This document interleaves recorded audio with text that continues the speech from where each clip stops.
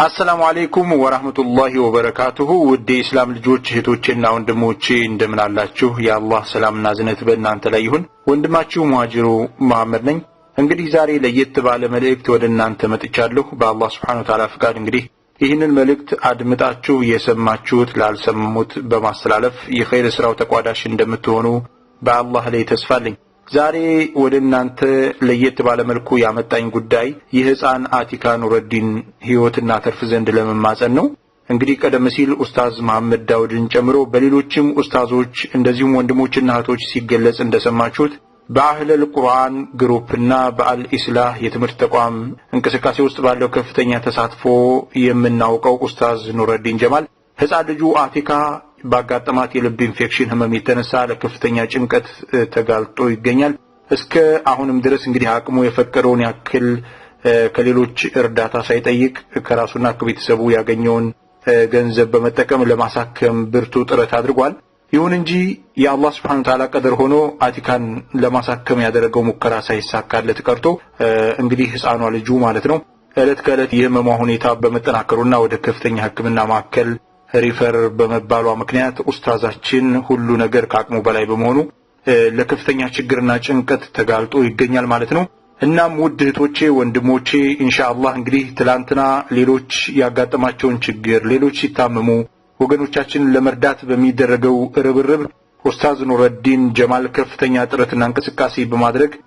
እንደዚሁም የማስተባበር ስራዎችን በኃላፊነት በመውሰድ ትልቅ ሚና ሲጫወት የነበረ ኡስታዛችን ነው እንግዲህ ዛሬ ላይ እሱ ተቸግሯል ስለዚህ ከጎኑ በመቆም ልንረዳው አብሽር ልንረው ይገባል የተለመደውን የትብብርና የድጋፍ እጃችንን ሁላችንም በቻልነው አቅም እንዘረጋ ዘንድ እንግዲህ መልእክቴ ይድረሳችሁ እላለሁኝ ማለት ነው ውድ እህቶችና ወንድሞቼ እንግዲህ እንደሚታወቀው የሀገራችን አባባል እንደሚጠቁመው ማለት ነው 50 ሎሚ ለአንድ ሰው ሸክም ሲሆን ለ50 ሰው ደግሞ ጌጡ ነው ስለዚህ ኡስታዝ ኑረዲን ለህፃን ልጁ የተጠየቀውን ከፍተኛ የህክምና ወጪ ለማገዝና ለመርዳት ሁላችንም ችግሩ የጋራችን ነው የኛ ነው በማለት እንድንረባረብ በአላህ Subhanahu Wa Ta'ala ስም ተማጽኖዬንና ጥሬን መልእክቴን ለማድረስ እወዳለሁ ኢንሻአላህ በየግሩፑ የተሰራጩ በርካታ አድራሻዎች አሉ በሳውዲ አረቢያ እንደዚሁም በሌሎች አካባቢዎች የሚገኙ እህቶች ወንድሞች በመላው ዓለም ያሉ ይሄንን የኸይር ስራ ጥሪ የሚሰሙ ሙስሊሞች ሁሉ ሊሳተፉበት እንዲችሉ አድራሻዎች ተበትነዋል እንግዲህ ኢንሻአላህ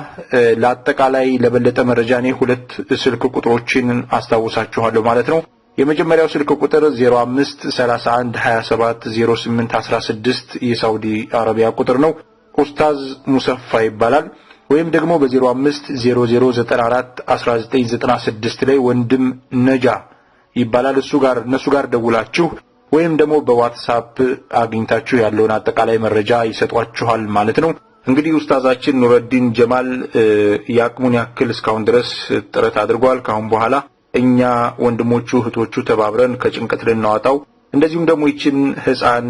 ህይወቷን በአላህ Subhanahu Wa Ta'ala ፍቃድ ልንታደጋት ይገባል እኛ የምናወጣት እያንዳንዷ ትንንሽ ሳንቲም የሰው ህይወትን በአላህ Subhanahu Wa Ta'ala ፍቃድ ማለት ነው ሰበብ ሆኖ ማዳን እንደሚችል ከጭንቅ ማውጣት እንደሚችል ያለፉ ተሞክሮቻችንን ማየት ይቻላል በዚህ በኩል በጣም ትልቅ አስተዋጽኦ እያደረጋችሁ ያላችሁ በተለይም በአረቡ ዓለም የምትገኙ እህቶች ወንድሞች አላህ Subhanahu Wa Ta'ala ምንዳችሁን ያብዛው ኢንሻአላህ እንግዲህ አላህ Subhanahu Wa Ta'ala ያዝንልን ዘንድ እኛ እርስ በርሳችን መተዛዘን አለብን ማለት ነው ስለዚህ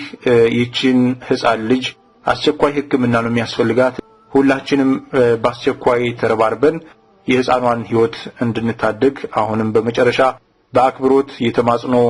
መልእክቴን ለማስተላለፍ እወዳለሁ ባረከላሁ ፊኩም ወሰላሙ አለይኩም ወራህመቱላሂ ወበረካቱሁ